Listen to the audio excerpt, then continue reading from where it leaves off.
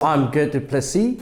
I'm a Senior Associate Geochemist at WSP Australia, and I also lead the mining geochemistry team as well. In the current work that we did with RemSense, we were particularly interested in existing bodies of water called pit lakes. So pit lakes essentially are historic mining voids that have naturally filled up with water as the groundwater rebounded. And at this particular site, the client did not have any water quality data for these systems. So we were engaged to actually go look at that, sample the water, assess the water, and also feed that into modelling programs to forward predict the water quality. The reason, I guess, why we were looking at a drone technology was because the pit lakes themselves have been standing there for a long time. The pit walls have become, I guess, technically unstable. So physical access to the pit lakes are not advised.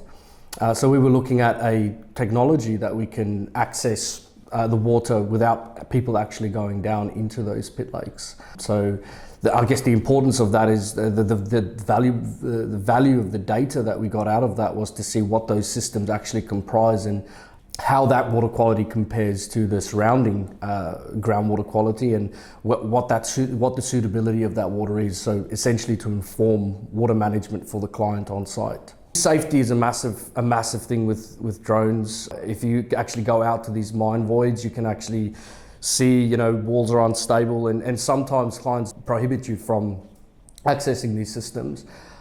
So to be able to stand on the side and fly a drone out and safely collect those water samples without someone actually having to go down there is a massive plus point. And there were other, I guess, aspects of the drone flying that aided in our assessment as well, like taking photos and videos.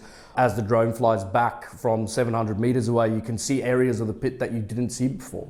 And that helped us in some cases determine further what might be causing a particular issue. We weren't too sure of how we were going to do it, which is why we spent quite a bit of time outside of the project catching up with RemSense and working with Adrian and his team, actually working out how are we going to do all of this, because it's a typical situation of the client saying, that's our problem, how are you going to fix it, or how are you going to address our issue.